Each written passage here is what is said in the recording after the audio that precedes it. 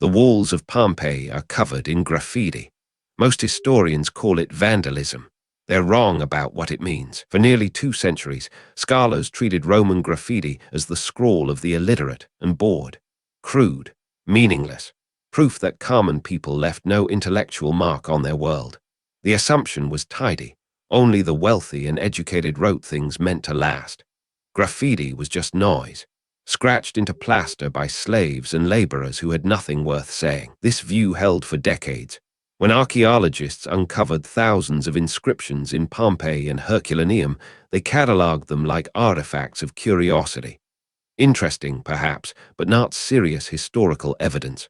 Not the kind of thing that changed how we understood Rome.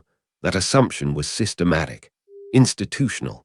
It was also completely wrong. Starting in the 1990s, scholars began reading these walls like texts, not as noise, but as a historical record. What emerged was startling. The graffiti of Rome wasn't random. It was deliberate, purposeful, and it revealed a world that no official document ever could. August 4, 79 AD. Vesuvius buried Pompeii in ash.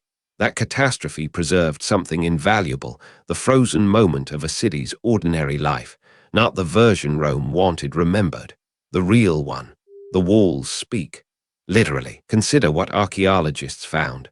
Over 10,000 inscriptions, not all of them in prominent locations. Many were scratched into the walls of brothels, bakeries, apartments, and street corners, places where ordinary Romans lived and worked.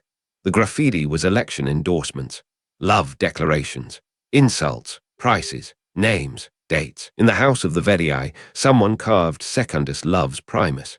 A simple statement, no elaboration. On another wall, Gaius Secundus supports Marcus Priscus for Edile, not a whisper, a public declaration. These weren't marginal voices. They were citizens participating in their city. But here's where the old story cracks. Not everyone who scratched walls was a citizen. Slaves left marks too, their names, sometimes just a single letter, a way of saying I was here. That act, leaving a trace, was profound. It was the only record many enslaved people would ever leave. Women wrote too. This surprised some researchers. A woman named Zemyrina scratched her name into a wall in Pompeii. A woman named Felicia left a message about her lover. These weren't whispers. They were inscriptions. Claims of existence and feeling carved into permanence. The real revelation came when scholars analyzed what the graffiti said. It wasn't crude. It was literate. Most inscriptions used proper Latin, correct spelling, grammar. The people writing on these walls knew how to write. They had education, access to writing materials. They made deliberate choices about what to record. This changes everything about literacy in Rome. Scholars once thought reading and writing were rare skills, restricted to elites. The graffiti proves otherwise. Thousands of ordinary people, shopkeepers, servants, soldiers, travelers, could write. They did write. Constantly. Why did they write? The reasons were practical. A baker needed to record prices. A soldier wanted to mark his passage through a garrison. A woman wanted to declare her feelings. A man wanted to endorse a political candidate. These weren't acts of rebellion. They were acts of participation. The graffiti also reveals something darker. Insults, crude jokes, sexual references. One inscription reads, Gaius is a thief. Another, I hope you die. These were personal attacks, public shaming.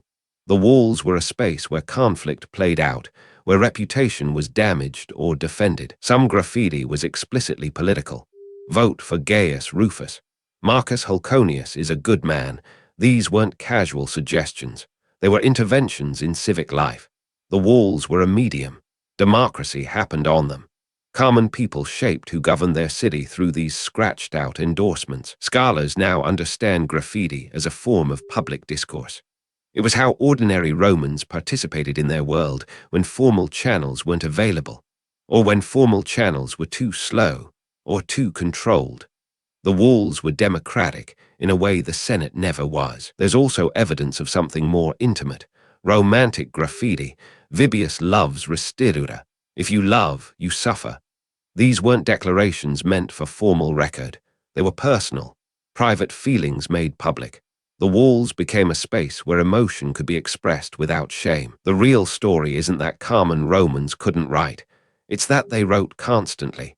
They used walls as newspapers, bulletin boards, and personal diaries. They left traces of themselves because they knew those traces mattered. They knew someone would see them. They knew they would persist. This changes how we read Roman history. It's not just the words of emperors and generals.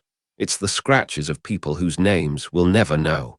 People who wrote because they needed to be remembered, because they had something to say, because the walls were theirs. When you stand in front of a wall in Pompeii and read "I was here," you're not reading vandalism.